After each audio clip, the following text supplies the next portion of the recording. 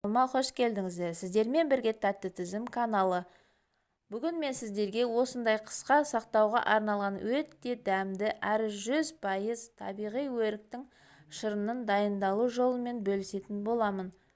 Достар, міндетті түрде видеоның соңына дейін қарап, каналыма тіркеліп, жанындағы қоңырауша белгісін басуды ұмытпаңыздар. Ал енді согымызды дайындауға кірісеміз.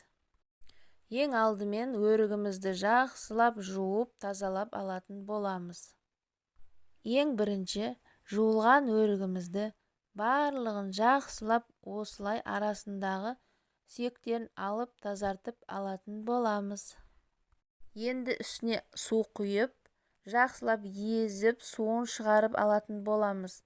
Достар, сіздер бұны блендермен немесе мясорубкамен жасасаңыздар болады, ал мен осылай жасағанды жөн көрдім.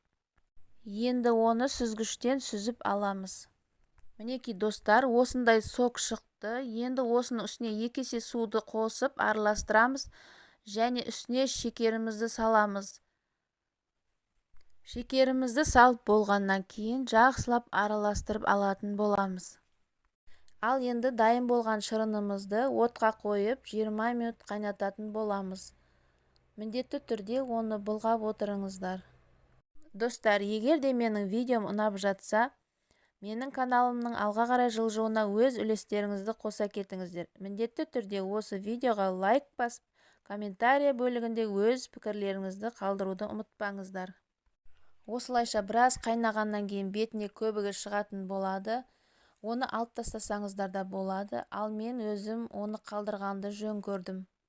Ал енді дайын болған согымызды астын өшіріп, 5-6 сағатқа суыға қалдыратын боламыз. Достар, міндетті түрде жасап көріңіздер. Сонымен қатар менің каналымның алға қарай жылжуына өз үлестеріңізді қоса кетіңіздер.